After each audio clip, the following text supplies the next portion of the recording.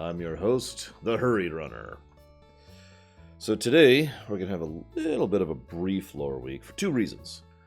First of all, because I don't actually have a lot to talk about, and second of all, because I'm going to see a movie in a bit here. It's movie time for me. I'm going to see Black Panther, and we're going, we're still arranging some of the details of that. I haven't gotten a message back from Third yet, so I'm not sure if he's up yet. And I don't know if Sis is up yet, so we're just kind of waiting for all of that to be resolved. There we go. Anyways, I do have a couple of really brief announcements really quick here at the front. First of all, I do want to mention that we will be continuing the Secret of Mana premiere run whenever. I don't know when I'm going to get back. It might be late enough that I might not even bother streaming today. I'm not actually 100% sure on that. I'm not sure how long the movie is going to be, and we might be doing a dinner thing afterwards, so, you know. There's a decent chance I won't actually be streaming this afternoon or this evening. I just wanted to warn you about that. I will definitely be streaming tomorrow, and one way or another, we are extremely likely to finish Psalm whenever I have a decent chunk of time to finish Psalm. And when we do finish Psalm, we will be going back to Oblivion, for anybody wondering about that, to continue the Oblivion lore run. I also wanted to mention really quick, we've added a couple of games and updated the list for premiere runs back on the website. So I've been keeping that up to date. I know I haven't... Okay.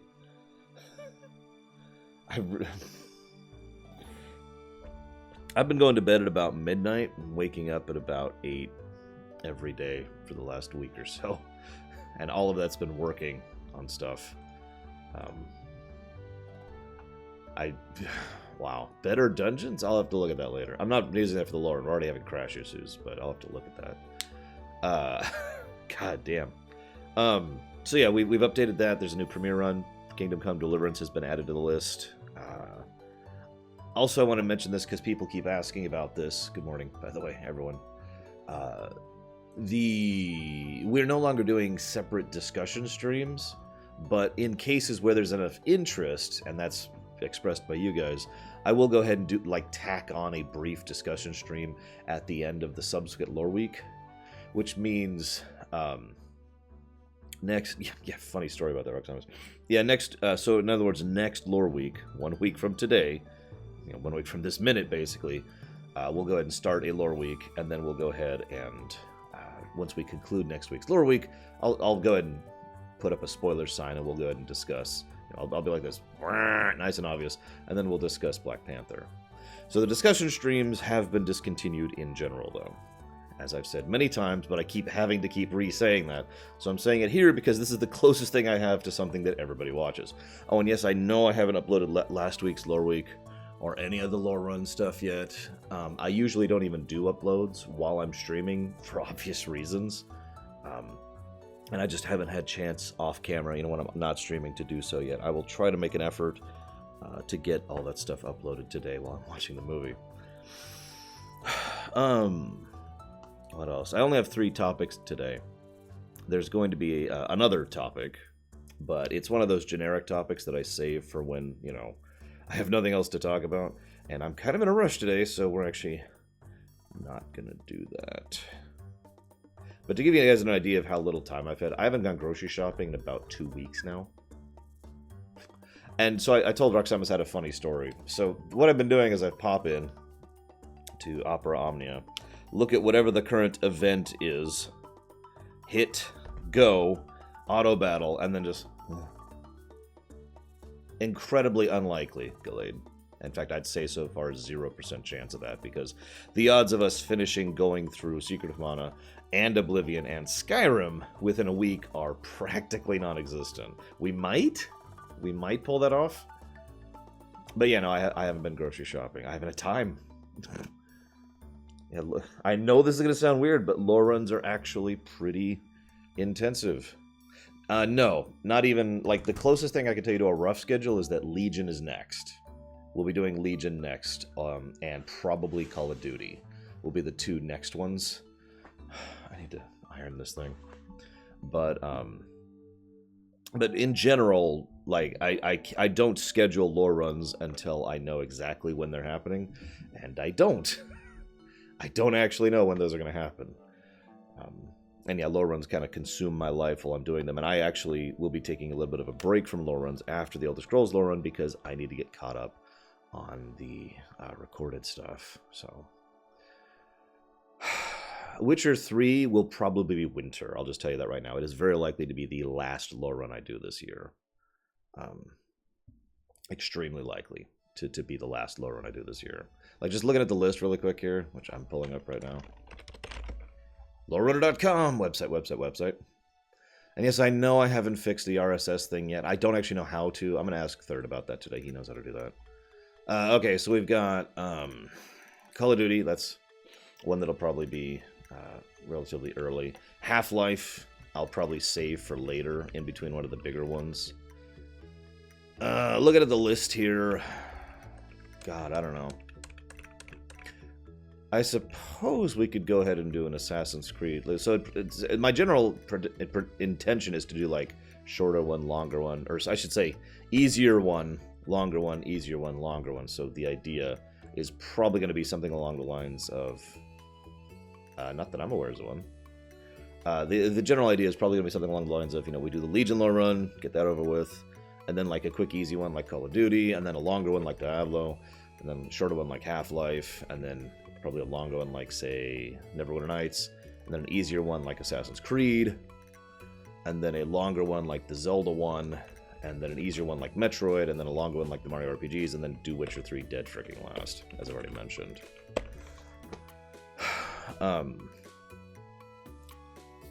Brains. And then, of course, we have tons of premiere runs. We only have... So you'll notice there's a lot of complete and to be scheduled. The reason those are listed as complete and to be scheduled is because we don't have release dates for any of those games yet.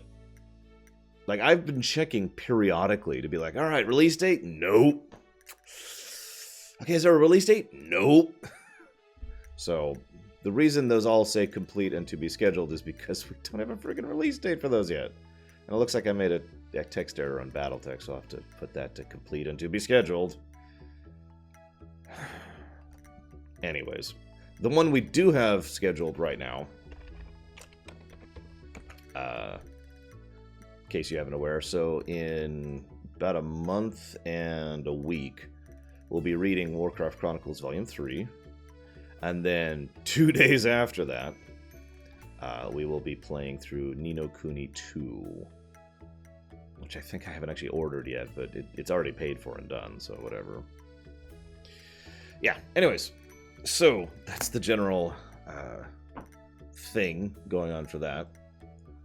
Let's go ahead and... What are we at, time-wise? What a decent time to go and start talking.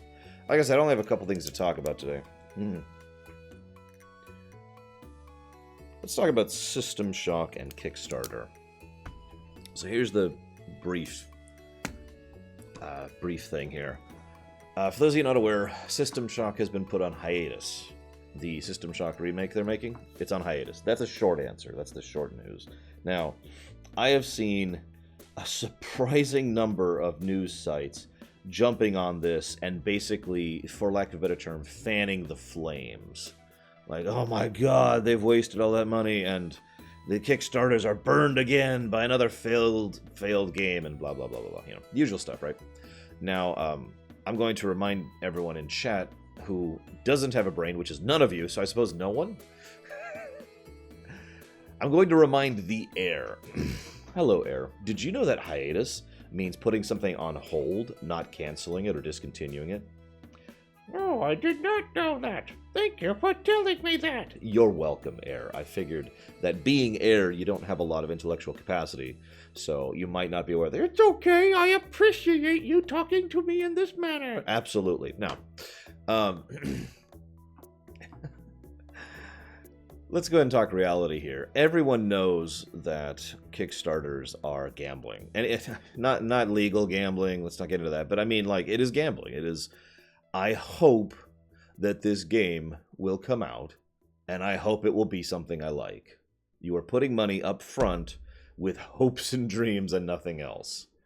And I can't believe I'm having to say this yet again, because I've seen some Kickstarter people threatening to pull their funding or demand refunds, and it's like, guys, no. No, hiatus is not a euphemism for cancellation. There's a term for that, and I'm trying to think of what it is. It's something like indefinite hold or something like that. Or something. There is actually another term for cancel that they use instead of canceled. So, the point here being that anyone who doesn't know going into a Kickstarter that you are putting money down in the hope that you get something needs a little bit of a reality check. And then anybody who is fanning the flames of this has no idea what they're talking about. But I did want to share, because I've actually read several interviews. One of these days I'm going to be able to start interviewing people myself. That'll be awesome. I can ask questions that matter. But the developers of the System Shock remake flat out said, we were getting a little bit too ambitious. Now, the funny thing is, the way they phrase this is what irritates me. I wish I could ask my own questions. The way they phrase this is that either they were trying to pull a Star Citizen, let's just call it what it is, and trying to say, oh, I will make the most amazing game that does everything in the universe. Or they were straying too much from what they believe to be the core original property, because this is intended to be a remake. In fact, by all intention, it is supposed to be a proper remake. And that's awesome. I'm in favor of that. System Shock 1 is, in my opinion, not a good game. I'm sorry. Like, there's some decent potential there, and it was fun at the time, but that is not an aged well. You know what I mean? Anyways. So, the problem here is that, again, I didn't do any of these interviews, so I can't ask the questions I need to ask, which are financial questions. Because let's be honest, everything in the entire universe is an economic question when you really bear it down. If you think about it, it's all economics. I'm only half kidding. You'd be amazed how much of human society can be bared down to economics, even if there's no money involved. People think economics means money. That's not actually true. Economics is just the interactions of trade and movements of services and goods. Because what matters is how much of the money they've already spent. And that's the question that needs to be asked. I just realized I could turn off this filter. Can anyone even tell I have a filter on right now? Like, I can, because the way my mic is acting on my screen here, my monitor. Economics also means logistics. I admittedly tend to bundle logistics under economics. That's true. But, for obvious reasons. But yeah, no, economics and logistics. If they have already burned through a significant portion of the budget, then yeah, we have a problem. We have a legitimate problem, and people need to be legitimately worried about this. And we need to think about how we're going to get ourselves out of this problem. The possibility of actually going to an actual publisher to get the rest of the game funded might be something that's on the table if they've already gone through a significant portion of their budget. If they have not, then we're fine. Then there's no issues here. And that's the question that nobody has asked, because nobody asks questions like that. Yeah, oh god, I don't remember the name of that game, but I know what you're talking about, Anthony. That was another one where the money problem was a problem there.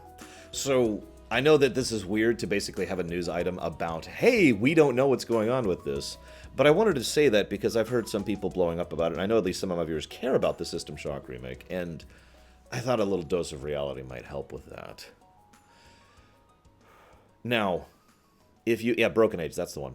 If you asked me to give my gut instinct, Lore, you know a lot about how game developers work, you know a lot about economics, what do you think? I would say what probably happened is... One moment. I don't know if you can quite... Think of this, if this is a perfect analogy. Think of this thing as full as the total budget they got for making this game, okay? And then... no, Corlith, they said they were still looking. So, they were having trouble getting a publisher on board, but they haven't failed yet. Anyways, my gut reaction, my looking at this is what they've burned through so far. And that this is actually something that they should do, that this is actually responsible developing. Because they look at this... No, I don't know why I don't have quality options for some people. I really don't. Like, some people have quality options and some people don't. I have no idea what's going on with that. Sorry, guys, I don't know what's up with that.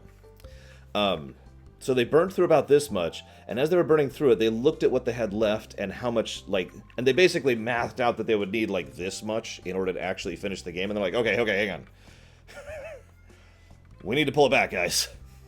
And sat down and decided to say, okay, we need to go ahead and get to, like, say that or something like that, and started pulling back features and pulling back concepts and readdressing the work where the money is in order to do it.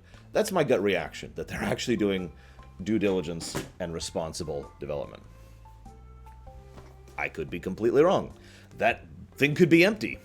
It wouldn't be the first time we've had a developer, not just an indie developer or a Kickstarter developer, basically burn through their entire budget and be like, oh, we're not done with the game yet. Oh, we better get more money. Hey guys, we're starting a second Kickstarter. Anyways. Speaking of game development companies, let's talk about EA. I want to make something clear, by the way. I do hate EA. I actually have absolutely no hesitation about saying that. Although, it's more for what they've done over the last 25 years than it is for what they've done recently. It's just... this keeps being relevant. But I'm never going to hide about that. I do hate EA, but I hate EA for their policy of consuming and destroying IPs and properties. That's why I hate EA. Let's just make that clear. So, oh right. God, I forgot that even exists. God, the headlines thing. Hang on. EA. So here's our current topic.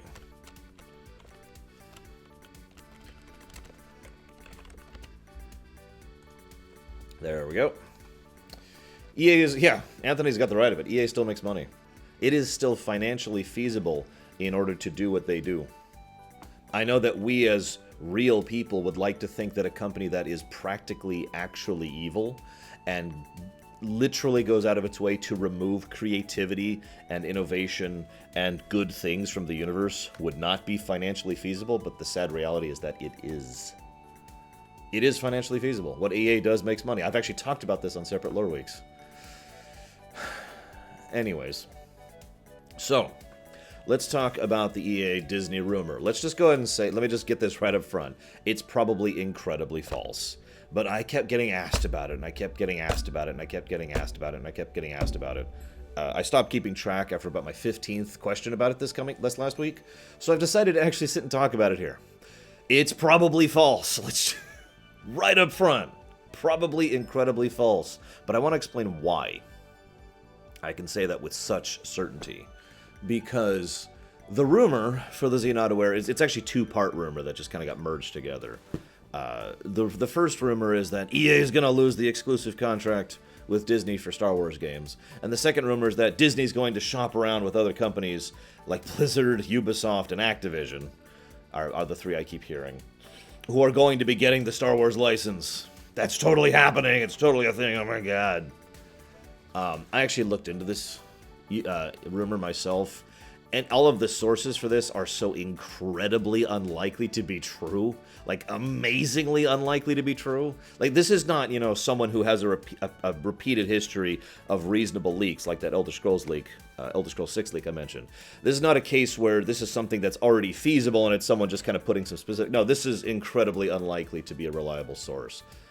In fact, I wouldn't be surprised if this was someone that just randomly was like, hey, it'd be cool if Star Wars, the Star Wars license moved on. And other people are like, yeah, they're totally doing that, man. And then the word just spread.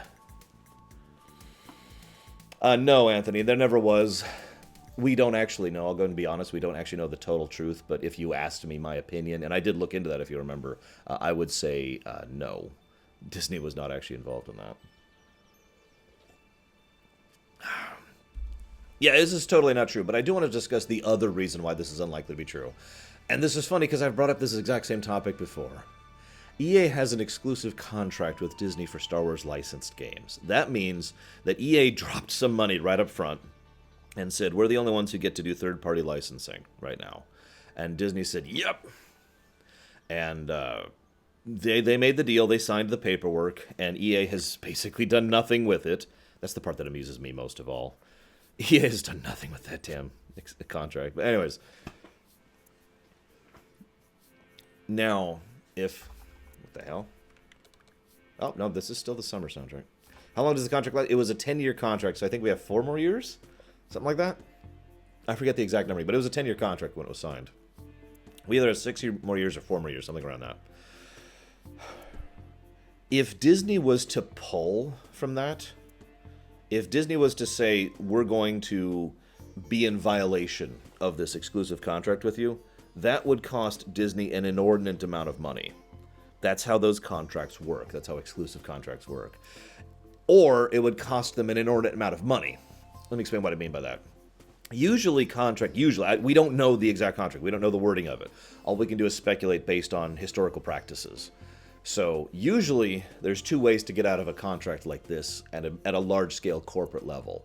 Number 1, there's an exit clause. And the exit clause is usually very basic. Here, have a crap ton of money and you get to keep the rights to whatever you made. Goodbye. Really unlikely that Disney's going to do that at the moment, especially since Disney's kind of starting to pull a few more developers in-house lately, which I'll talk about in just a second. The second way out of a contract is to bring in the lawyers, and they go, rum, nom, nom, nom, and they're all evil and terrible like most lawyers are. I've actually met, I think, 2 decent lawyers in my entire life. Anyway, so the lawyers go, nom, nom, nom, nom, and they try to legalese their way out of it, which is not a guarantee of success, it's worth noting. But if they did succeed, that's still a huge amount of time. Some people don't actually know this. Did you know that you have to pay to just have a case happen at all? And the fee that it costs for that depends on basically the severity of the case and which exact court you're using it in. And then you have to pay for the judge, basically. Like, I know this sounds weird, but you have to actually drop down money to effectively be worth the judge's time. And if you're doing a large-scale case like this would be, this is the kind of case that could take a year or so. So we're talking 6 digits minimum just for the judge fees on this. And nothing else. And then there's the taxes, yep. And then there's the fact that you're paying these lawyers over time. All your lawyers are getting paid a nice big chunk of money. And they also get additional money because they're actually working on a case. So, a lot of money and a lot of time. And not a guarantee of success. So, flat out breaking the contract, giving this to someone else, incredibly unlikely. However, as with all legalese, there are loopholes. Let me discuss 2 of the biggest loopholes that might actually be happening here. First of all, I mentioned earlier that Disney's been kind of pulling more development in-house and specifically signing contracts with more developers, which is basically this is second-hand development. So we've discussed that before. Let's cover that really briefly. In-house first-party development, that's obvious. That would be Disney Interactive, I think, making a game. Right now, Disney Interactive could make a Star Wars game without repercussions. That's just how that works. Because the exclusive contract is a little bit closer to like a no competing licensing contract.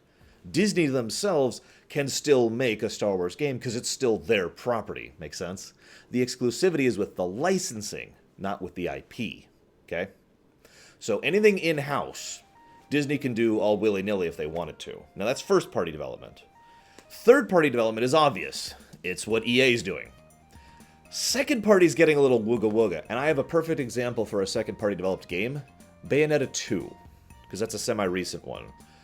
Bayonetta 2, that was the first option I mentioned, Mandartin, and basically no is the answer. I mean, yes, they could. It's absolutely possible, but that's going to be 7 or 8 digits to get out of that. Anyways, so, second party, Bayonetta 2.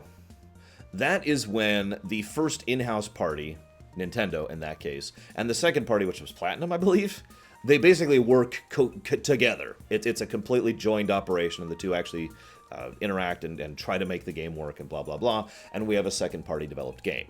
Make sense? Very simple, really. There's a lot of second party developed games, and in fact, Nintendo's been doing that a lot lately, which is good. Second-party development, probably not so on. Second-party development kind of bypasses the licensing thing.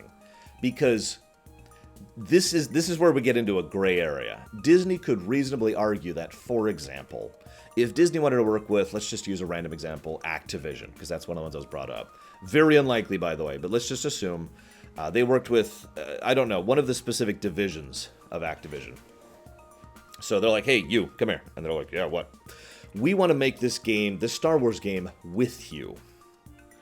Now, at that point, because of the fact that this is a second-party development thing, they don't have to actually license Star Wars to Activision, because this is still going to be a Disney-owned product, okay? So this is not going to be an Activision-owned IP and an Activision-owned game. Activision will share in the profits because they co-developed it, just like Platinum shared in the profits when they co-developed Bayonetta 2. But Disney can therefore say this is not a licensed deal, and as such, this does not violate our licensing exclusive contract with EA. Now that could be argued.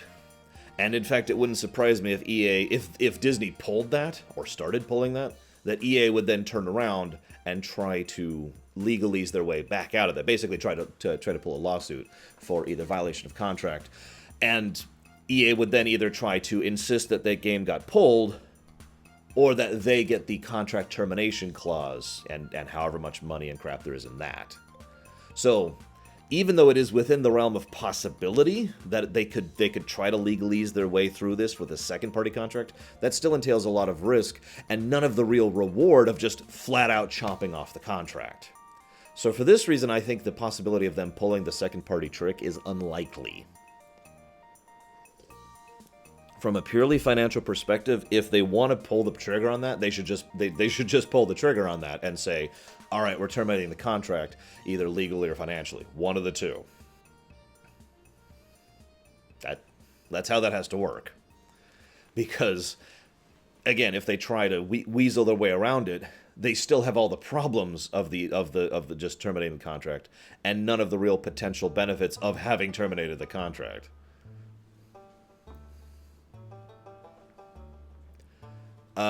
Zero hazardous. Absolutely none.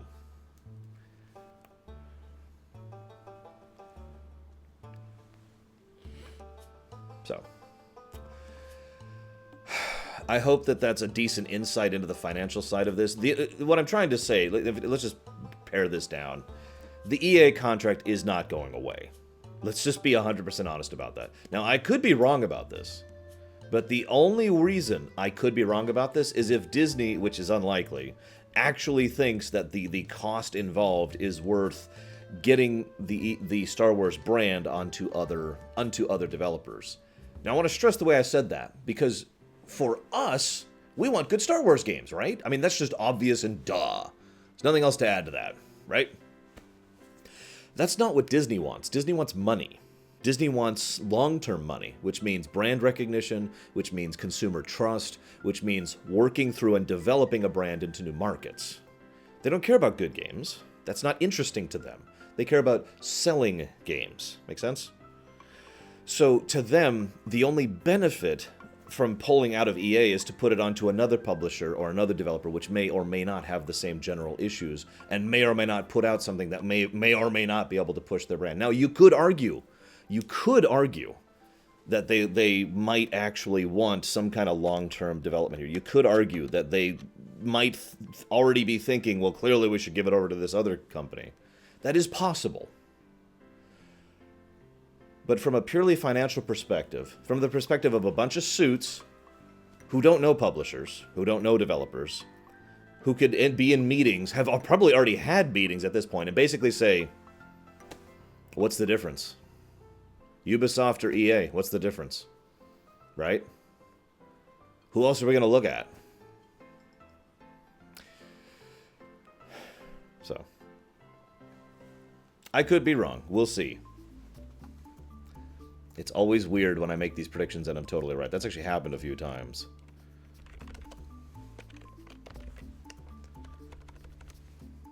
I actually have no additional topic. Like I said, we're doing a short lore week because I'm going to see a movie. So...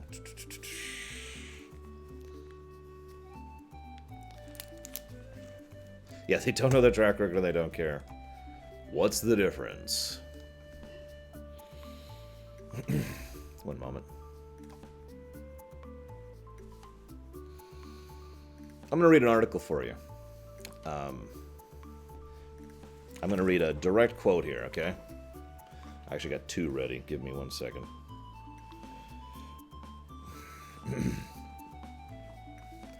I was really hoping to find a better quote for this. So unfortunately, I didn't find the perfect quote. I know they exist, I just couldn't find them, and I don't want to just generalize this, so I'm going to be using actual quotes here, okay? Word for word. These are quote-unquote video games, and they're forced down our throats under the guise of protected speech. It's garbage. It's the same as pornography. They have desensitized people to the value of human life, to the dignity of women, to the dignity of human decency. Word for word.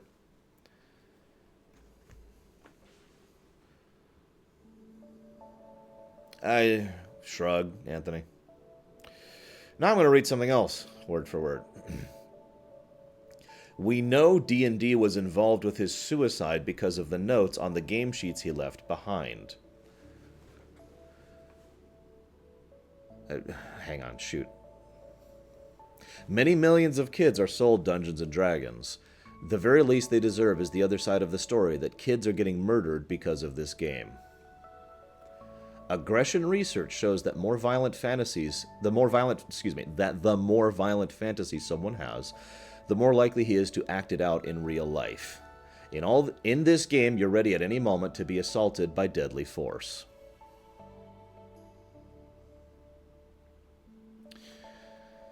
This that I just read is from last week, from the governor of Kentucky. I don't know his name and I don't care. This is from a newspaper article, March 23rd, 1985, the Oklahoman Times. Can you tell the difference? Other than the fact that it's video gaming or D&D. It's the only real difference there.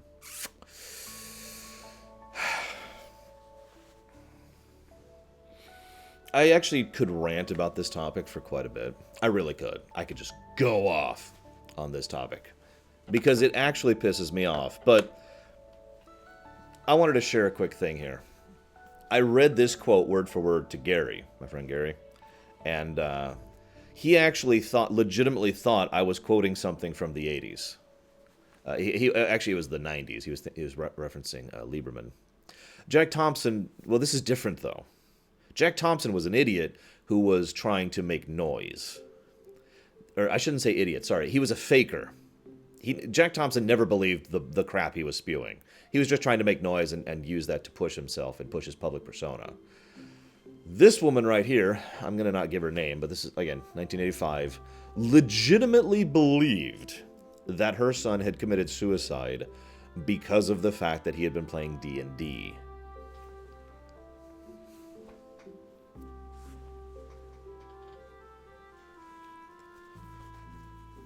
One moment.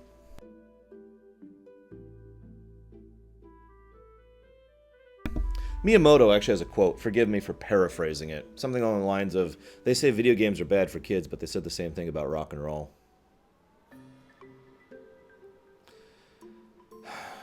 No, different one, Venters. Different one.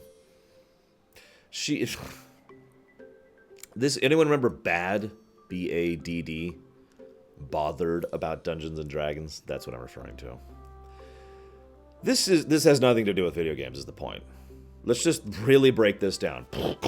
This has nothing to do with video games. This has nothing to do with Dungeons and Dragons. This has nothing to do with MTV. This has nothing to do with violence in movies. This has nothing to do with rock and roll music or Elvis. You remember when that was being blamed? I don't blame you if you don't, because I wasn't alive back then, but it was blamed. People used to blame violence on Elvis and the Beatles. People used to blame this sort of thing on theater. Or particularly raunchy books.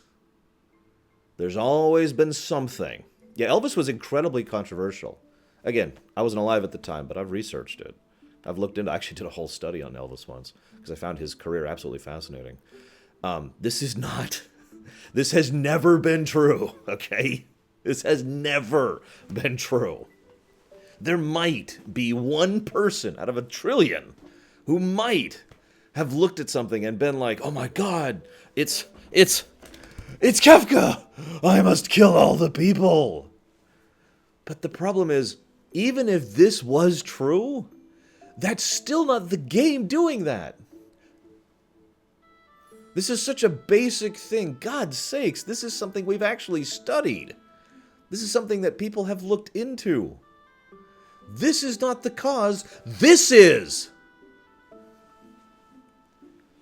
The problem, yeah, exactly. The problem was always the people. This is why this pisses me off. The problem is always the people. And there's like it is also irritating to me from a purely intellectual perspective that someone could look at the overwhelming morass of literally millions, if not billions, of different things and concepts and interactions and events that happen to someone that help to form that person. Their daily interactions, or the way their parents raised them, or the way their parents raised them in any given particular era, or the way they interacted with kids at school, or the way they saw other people at school, or just the trillions of freaking things. I might be exaggerating. At the very least, I'm comfortable saying billions of things that help formulate the incredibly complex mass that an individual human being is, and trying to say, oh, it's that one thing. That one thing. That's what did it. No! Even ignoring the video game and the violence part, if we were just to take an argument and say, this person is X because Y, that's bullcrap. That's not how that works.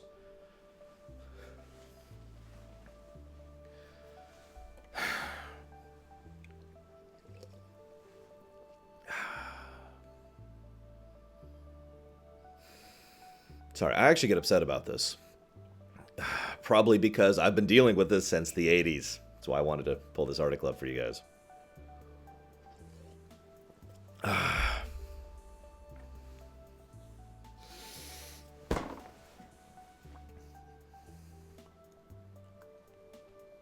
I know we like simple things. I got a connected topic here. I know we like simple things.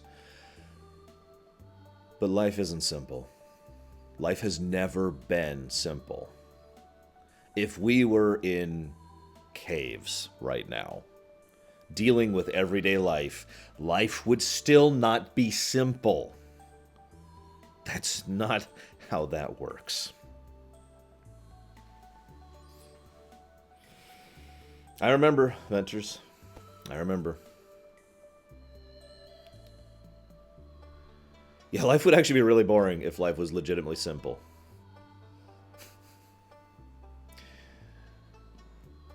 I do have a related topic here, because this actually really irritates me. One of the things that I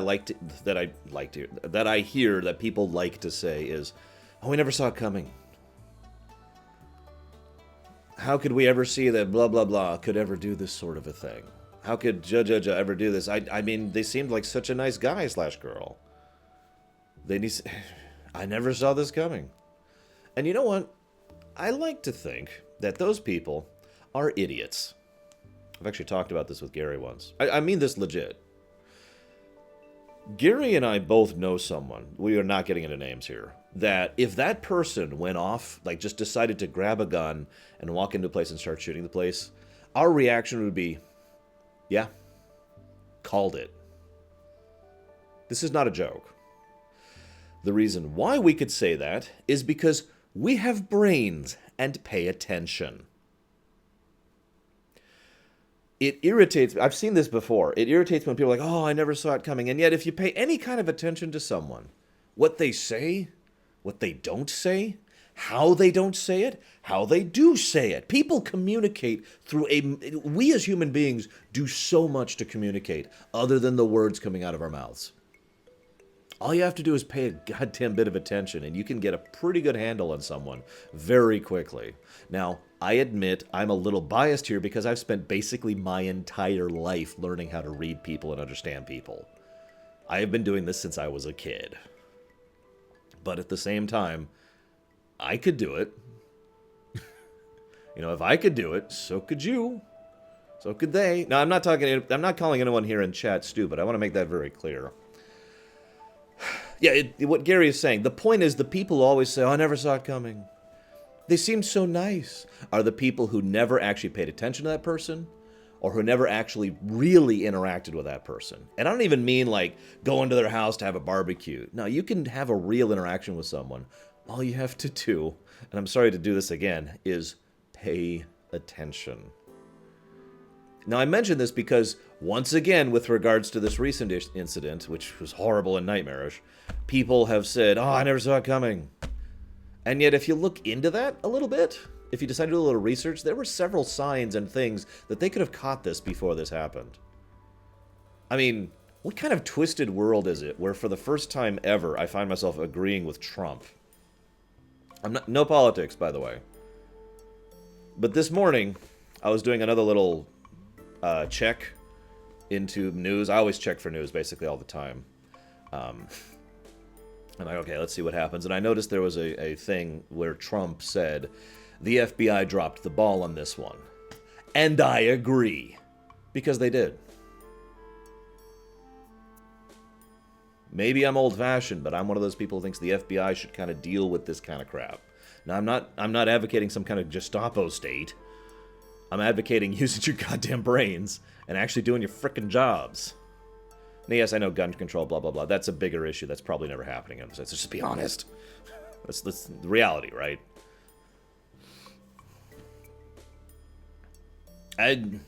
You know what? I don't know if I fully agree with that, Venters, but I will say, and I'm probably putting a massive target on her face here, but I will say that I do think that this is a primarily mental health issue.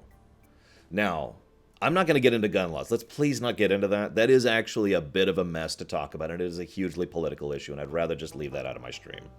It's not Halloween. But, no, I agree, Hazardous. Like I said, what kind of weird world is it where I frickin' agree with him?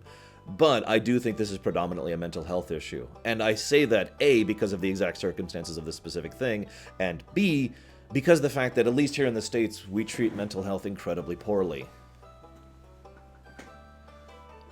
The general attitude here is that if you're having depressive issues or anxiety issues or bipolar issue, you're treated like you're this weird freak, that you need drugs to be dealt with, that you need to be caged rather than consoled, I think is the best way to put that. I have no idea, Gallade. But you get what I mean? I'm trying very carefully to word my wording here, and I'm kind of failing at it. But yeah, you need... take your drugs. Doesn't help that most of those drugs probably don't help. Anyone remember when Ritalin was, like, the thing? Anyone remember when, like, it was just, alright, your kid has ADD, have some drugs. Your kid has ADD, have some drugs. As some of you know, about half my family comes from a significant medical background, and I admittedly kind of got dragged into that as a consequence of that. But when the big anti-ADD drugging craze was happening, this is when I was in high school, for a little bit of perspective, they were livid about that. And they weren't the only ones. A decent amount of the medical community was up in arms about this, because what was happening, for those of you who weren't aware of this, was that an inordinate amount of kids were being diagnosed with ADD or ADHD, and they didn't have it. Like, you know what? That's right. I forgot about the South Park episode. The South Park episode was just a little bit too accurate. Just a little bit too on the nose. God, that was terrible. I actually had a friend who was forced onto Ritalin for ADD. For the record, he did not have ADD, and the Ritalin really messed with his head. It got to the point where he had to stop going to school. My mom got to talk to his doctor. He got off Ritalin.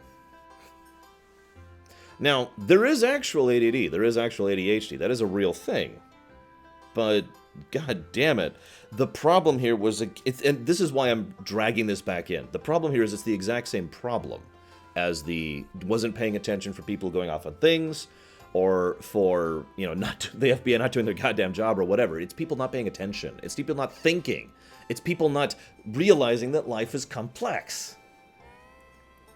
Let me put it to you this way. How many of you have ever done tech support? Let's do something a little more relatable to some of my audience.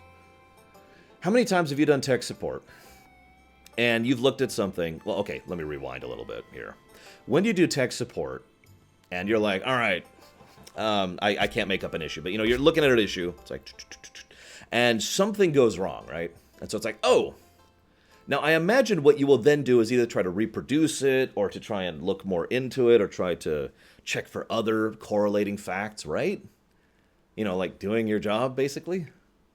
The relative equivalent of what these doctors have been doing here, had been doing, what pharmacists have been doing, what diagnosticians had been doing, is tech supporting, finding the first surface thing wrong, and saying, that's the problem. Here's your drugs. Surface issues, which may or may not actually be legit issues. Sometimes it is surface issues. But how you diagnose this properly is you keep looking. You keep going. You make sure, God damn it. I'm sorry, this actually pisses me off personally, not just because this is people whose lives are being affected in a majorly negative way, but because, I know this is going to sound really weird, I have a work ethic. I know that sounds like a strange thing to say, but it has always pissed me off when people don't have a work ethic. When people are just like, nah. Surface issue, moving on. Irritates the crap out of me. Gary says I'm a perfectionist, and that's close to being true there. But god damn it, to your frelling jobs.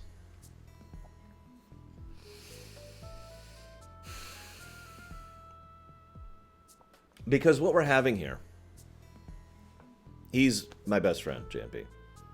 I've known him for like 18 years at this point. 19 years? I can't remember. A while. Yeah, exactly, Shadow Machine. Yeah, we'll probably never meet Gary on stream. He really doesn't like chatting in my stream or watching me play Secret Mana, so we'll probably never see him. Now, I do understand the difference between work and job. I make that distinction for a reason. But god damn it, let me use a direct parallel. If I can I don't want to get preachy here. I'm sorry, I really don't. But this is just my opinion. This is just my honest to God opinion. I've had jobs, not work. Okay, what I have right now is work. I throw myself into my work because I love my work. Okay, you guys are awesome. Thank you for letting me do a job, a work that I actually really love and enjoy doing. Thank you. But I've had jobs. I've worked at Arby's. I've worked at Hastings. I've worked in a factory. I've worked as a janitor for several years. I've worked as a tech support and a network engineer. I've worked as a programmer briefly, a program designer. I have had jobs. And yeah, I wasn't particularly invested in Arby's. I didn't really care about Arby's. But I also understood that I was preparing people's food for them. And that if I screw up, or if I don't give a damn, they could either have a substandard result, or they could actually get sick, or we could get sued. So I did my friggin' job. No, I didn't care about it. Yes, I probably had a bad attitude more than once. But you know what? I never messed up once on that damn job. Not once. I never got written up. I never got reprimanded. I never had anything. Because I paid freaking attention and I did my job. Forgive me for sounding unsympathetic, but man the hell up. You know? And the people I'm referring to in this are, the people that have my ire right now in this category are policemen, FBI, mental health associates, and the frickin' like just the medical community in general.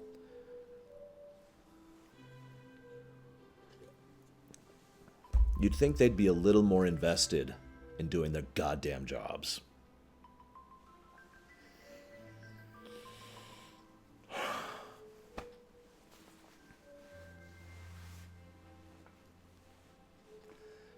I'm going to smack you, Shadow Machine.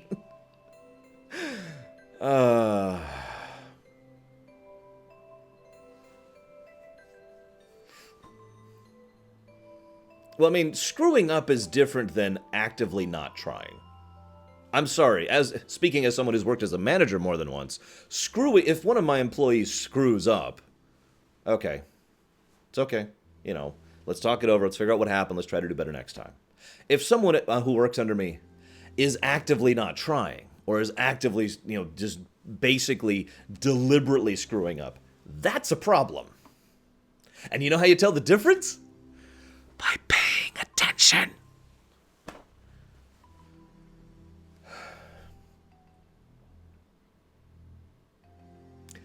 Hi, Ginger Soul. Welcome to my stream. I'm sorry that you're showing up now when I'm in a big rant about something. My channel's mostly about video games. I know, big shock. For the most part, I do premiere runs, which I'm actually going to be continuing. My Secret of Mana premiere run soon, the remake that just came out. And lore runs, where I sit and talk and go through a game and try to discuss the lore, the backstory, the characters, the makings of, all that kind of stuff as we go through a game. It's a form of a long play, but with different perspectives. The former being a form of a review, and the latter being an in-depth analysis. So, shout-outs. Welcome to my stream. I also do this thing every Sunday morning called Loreweek, which is where I discuss news from the week. And basically, it's my own little version of a podcast. When I worked at a factory, before I switched over to tech at that factory, I also did my job. It's actually funny, because my usual process at that factory, we had quotas. You work up to your quota, and I would almost always hit my quota in like half of my shift. And so what I do is for the first half of my shift, just really book it, had my headphones in, listening to music, on a CD player, because that's what it was at the time. And then, then I get to play, all right, I've hit my quota. Now, I can take it easy for the rest of the day. I can talk or chat. I would sketch. I'd set up something and I'd sketch. Or I'd draw out story ideas, because I could take my time with the rest of my shift. Still did my damn job.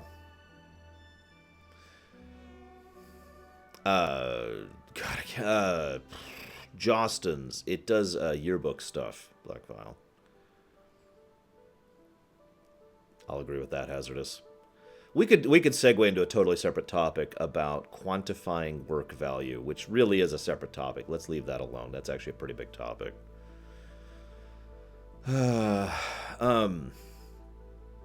Have I ever not done my job?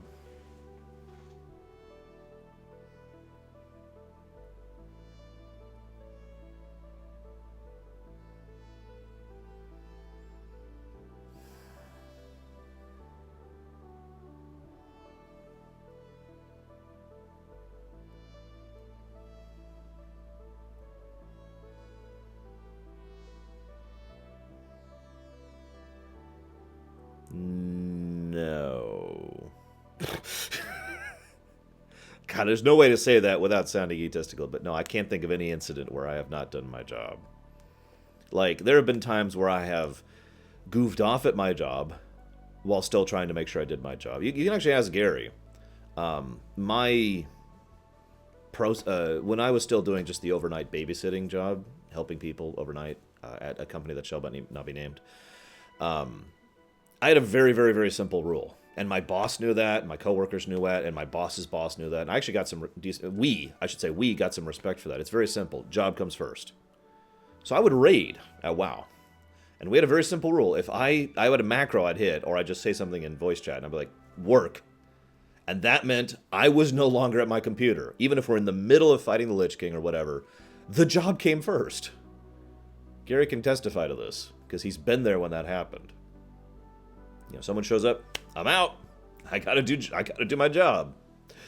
When I worked on a register, one of the things I'd do is I'd go grab one of the books from the area and just kind of put it there on the register and kind of idly read while I manned the register. That book went away the moment a customer showed up. I was thinking back to when I first started janitorial work. But the problem is the way I approached that, even when I was young, pretty sure Mom Yeah, occasionally Gary would be like, all right, I'll deal with it. Because I was the tank and he was the healer, as he just mentioned. Back when I was... absolutely, Malachor. I didn't have homework in school. Do you know why? Because I'd do it at school. I'd get it over with and then just turn it in early. Or if the teacher didn't let me turn it in early, which used to irritate me, then I'd just be like, okay, I'd put the completed homework in my backpack and then bring it in the next day and turn it in. Screw that homework crap. I got video games to play. This is something my mom built into me very young. The idea that it's what I call the get it over with mentality. Even if it's something I don't care about, even if it's something I am not invested in, like working at a factory or working at Arby's or doing homework, or if I was doing janitorial work, which is one of the first things I remember doing this at. The mentality is, all right, let's get it and get it done. And you have to do it right, by the way. That's actually part of that. You have to do it right, because otherwise you just have to do it again, right? If you don't do it right the first time, you're just going to have to do it wrong a second time. That doesn't accomplish anything. So do it right and do it the first time and get it over with. Then you can move on. That's what I used to do when I was very young, before I was even like doing anything. Like I was, let's see, that would have been 7 and 8 and 9-ish when I first started janitorial work with my dad specifically. And it was like, all right. You know, I can actually picture the office space. He had a really nice, juicy contract with a computer office. And I remember that office. And the policy was, all right, I deal with this, he deal with this. And I'd be like, all right, check. Wipe, swing, wipe, vacuum, clean off this area, hit the bathrooms. And then I'd go out, get on my bike, and I'd have fun for a bit while Dad finished his stuff.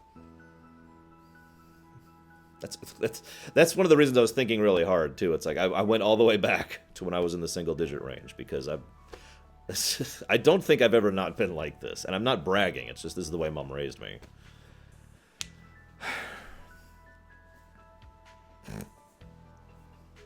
Anyways. I'm sorry, we've strayed way off topic. The point being, it's doable. The point being, this is something that can happen. Yeah, it's just basic work. It really is just work ethic. That's what work ethic means. Do your job, do it right. I know I just said life isn't simple, but this one concept is actually quite simple. Do it and do it right. And I wish people in the medical industry, and I wish people in the investigative industries would do it and do it right. Anyways. Hi. I don't have anything else to talk about, actually. Looks like it's about 11, so I've got about another hour here. This is just funny, by the way, this article. I'm just going to read this real quick. Name removed started BADD after her 16-year-old son shot himself to death. Name removed said her son killed himself hours after a curse was placed on him during a game of D&D at his high school. She sued the... they're not going to give that. She sued the makers at the time. It wasn't Wizards of the Coast at the time. And its chairman, and the teachers at the school who were running the game. The lawsuit was dismissed out of the court of Hanover County, Virginia. Her son was perfectly normal before he played the game, which was sponsored by the school's program for talented and gifted children. But some of his classmates later said that he had personal problems not associated with the game. Yeah, for those of you not aware, this woman, again, 1982-ish, 1982 to 1985 is when this was happening, tried to sue the principal. That's actually a separate related story, because she believed that the principal who was running the game, who was the GM, put a real-life curse on her son to get him to kill himself. If anything, one of the things I like about this is the fact that the suit was just completely dismissed. For those of you not aware, dismissal is the second most embarrassing thing that can happen to a suit. The only thing that's worse is dismissal with prejudice. If you dismiss with prejudice, the suit isn't just thrown out, it can't come back. Like, you have done such a terrible job, don't ever bother me again.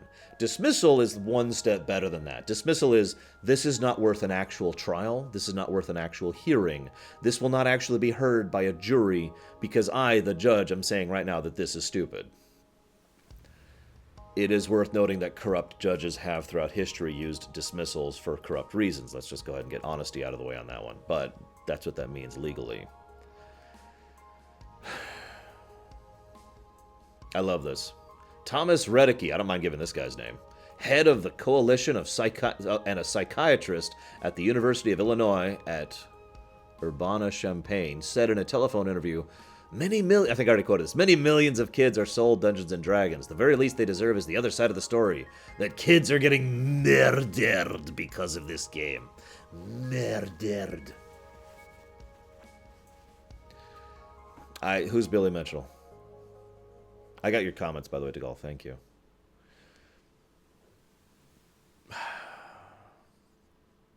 Redecke's group lists at least a dozen deaths and 5 suicides that they say were connected with Dungeons & Dragons. They say the game can wrap impressionable teenagers in a dangerous web of fantasy.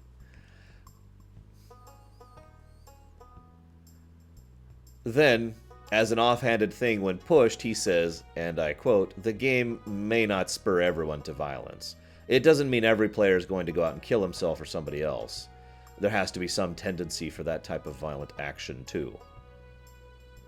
This is being said by the guy who's anti-D&D here. I just want to make that point really quick. 1985, actually, Gallade. March 23rd is when this article is from. So sometime before that.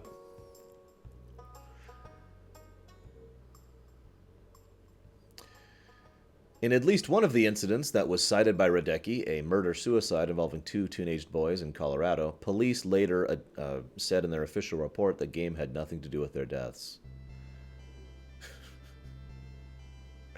And I quote, this is from Dieter Sturm, who's the spokesman for TSR Hobbies, the guy who owned D&D at the time. If you take the game outside the table, out of context, you're not playing Dungeons & Dragons, you're playing something else. This is nothing more than a game. It's played around a table.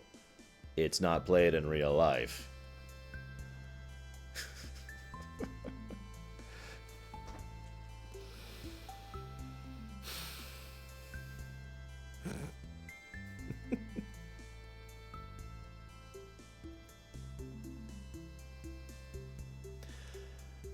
I don't even know what to add to this.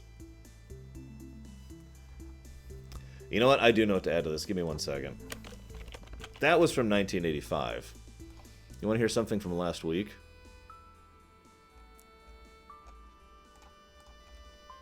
Of course you do. That's what we live for, right? Give me a second.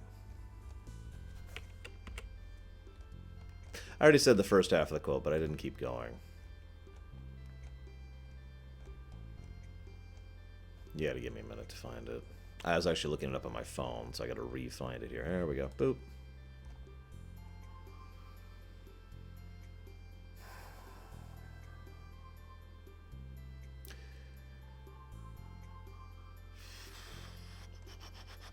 There are video games that, yes, are listed for mature audiences, but kids play them and everyone knows it, and there's nothing to prevent a child from playing them. They celebrate the slaughtering of people.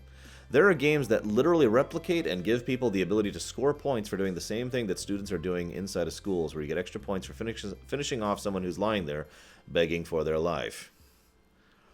One of the questions that was then asked of this interviewee, I'm not going to bother with names, is if the individual in question was calling for a ban on violent games or urging parents to actually do their goddamn jobs. Reaction? I think we need to have an honest question about what value any of these things have. Why do we need a video game, for example, that encourages people to kill people? Whether it's lyrics or TV shows or movies, I'm asking the producers of these products, these video games and these movies, ask yourself, What redemptive value other than shock value, other than the hope you'll make a couple bucks off of it? At what price? At what price?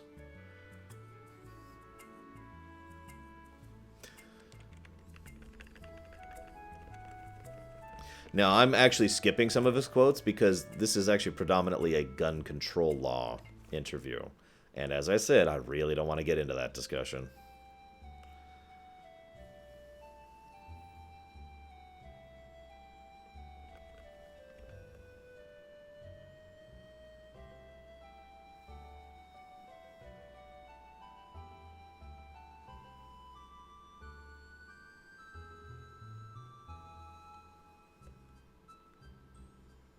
Damn it, Chauvin. Yep, okay, that's apparently all I can read, because the whole rest of it's all about gun control.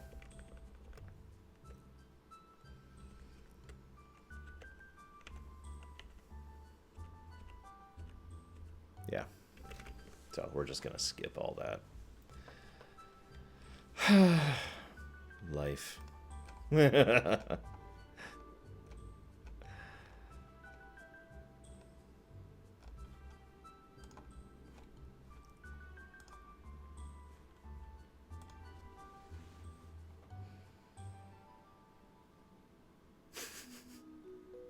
This is me. This is my surprised face to Zara.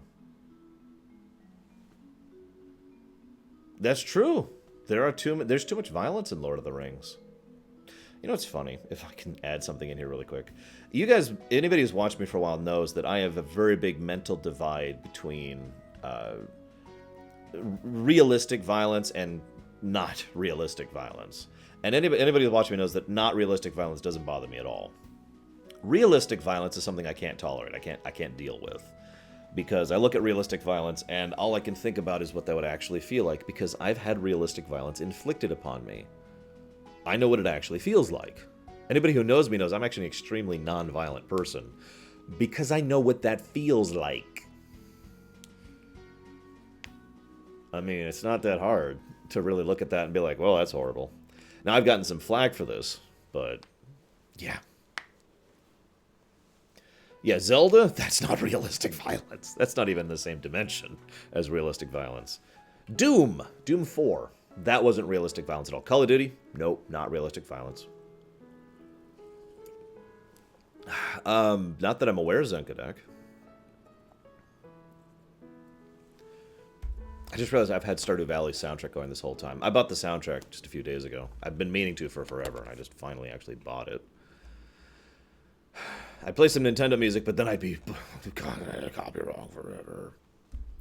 God, I'm trying to think of an example of realistic violence.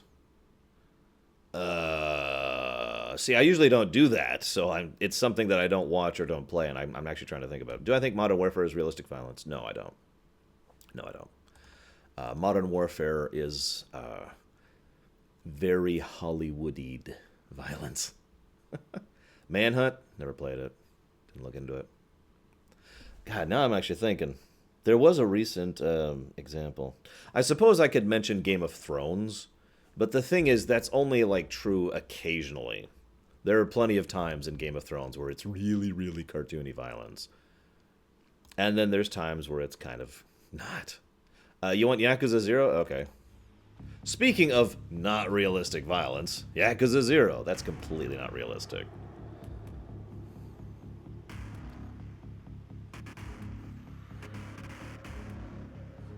Alright. Hatred? Non-realistic. The new Wolfenstein? Nope.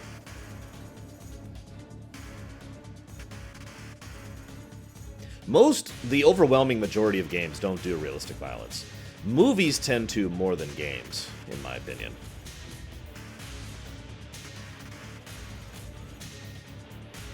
A lot of Tarantino's stuff tends to lean towards realistic violence. Which is funny, because a lot of Tarantino's stuff also leads toward very cartoony violence at the same time. Go figure. Yeah, there really aren't a lot of games with realistic violence. It's pretty rare I see one. Yeah, real violence is... Boring just mentioned this. Real violence is very quick, and it's very ugly, is the word I like to use to describe it. Real violence is just ugly. you know. You know? I don't know what else to add to that. Yeah, it's messy, it's scary, it hurts. And the best part... This is sarcasm. The best part about realistic violence is it doesn't stop hurting after the fight's over. I still have a couple scars here, and one down here. And that's all I'm going to say about that. I'm not trying to make some mystique here, I just don't like talking about it. But my point is, that hurt a long time after that event was over with.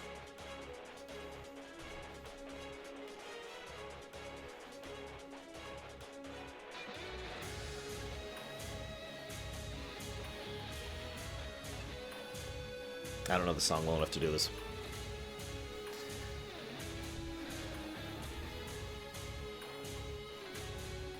Yeah, that's true, Larian. That is unfortunately true.